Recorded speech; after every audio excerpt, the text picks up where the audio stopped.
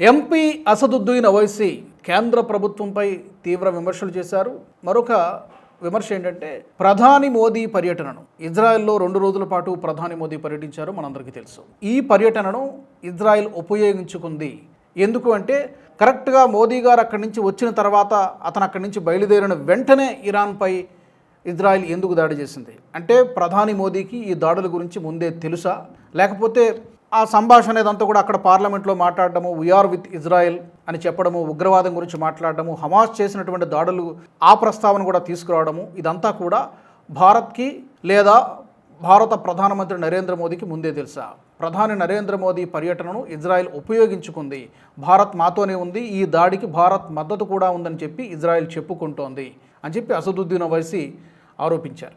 దీంతో పాటు ప్రస్తుతం జరుగుతున్నటువంటి యుద్ధాన్ని ఆపడానికి భారత ప్రభుత్వం ప్రయత్నం చేయాలి, శాంతి చర్చలు ఏర్పాటు చేసా లేకపోతే అమెరికాతో మాట్లాడి ఏం చేస్తారో తెలియదు, ఈ యుద్ధాన్ని ఆపడానికి భారత ప్రభుత్వం ప్రయత్నం చేయాలి. అలీ ఖమేనీ హత్యను మేము తీవ్రంగా ఖండిస్తున్నాం. రంజాన్ మాసంలో, పవిత్ర రంజాన్ మాసంలో ఈ విధమైనటువంటి దాడులు చేయడం ఒకటి చట్టవిరుద్ధం అంటూ ఆయన ఇజ్రాయిల్ పైన, అమెరికా పైన మండిపడ్డారు. అలాగే భారత ప్రభుత్వం పైన, ప్రధాని మోదీపై కూడా విమర్శలు గుప్పించారు. నిజానికి ఇజ్రాయెల్ భారత్ మధ్య స్నేహ సంబంధాలు ఈనాటివి కాదు, దశాబ్దాలుగా ఉంది.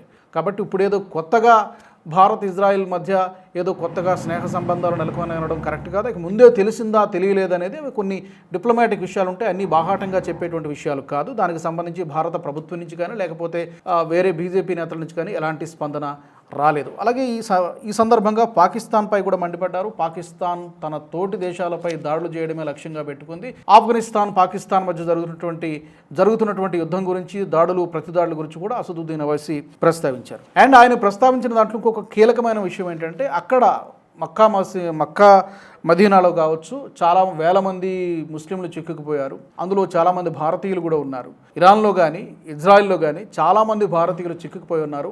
వారిని సురక్షితంగా మన వెనక్కి తీసుకురావాల్సినటువంటి బాధ్యత కేంద్ర ప్రభుత్వంపై ఉంది అని చెప్పి ఆయన రీసెంట్గా జరిగినటువంటి ప్రెస్ కాన్ఫరెన్స్లో మాట్లాడారు. ఈ చివరన ప్రస్తావించినటువంటి 2 అంశాలు మాత్రం, ఈ ఒక్క అంశం మాత్రం జెన్యూన్గానే కనబడుతోంది. ఎందుకంటే ఆయా దేశాల్లో, చాలా 7-8 దేశాల్లో దాడులు చేస్తోంది ఇరాన్. ఖతార్ కానీ, యుఏఈ కానీ, ఒమన్ కానీ, ఇలా చాలా దేశాల్లో ఎక్కడెక్కడైతే అమెరికా సైనిక స్థావరాలు ఉన్నాయో అక్కడ దాడులు చేస్తోంది. కన్సిస్టెంట్గా వరుస దాడులు చేస్తోంది. అక్కడ ఏ దేశాల్లో అయితే భారతీయులు ఉన్నారో వారి యొక్క భద్రత పైన చర్యలు తీసుకోవాల్సినటువంటి అవసరమైతే అక్కడ ప్రభుత్వాలతో మాట్లాడడము, వారిని ఒక సేఫ్ జోన్కు తీసుకెళ్లడము, అది కుదరకపోతే అక్కడి నుంచి వారందరినీ కూడా ఎయిర్ లిఫ్ట్ చేసి ఇక్కడికి తీసుకురావడం అనేది డెఫినెట్గా కేంద్ర ప్రభుత్వం కొంచెం దృష్టి సారించాల్సినటువంటి విషయమే. ఈ ఒక్కటి మాత్రం ఆయన అడిగిన దాంట్లో చాలా జెన్యూన్గానే కనబడుతోంది.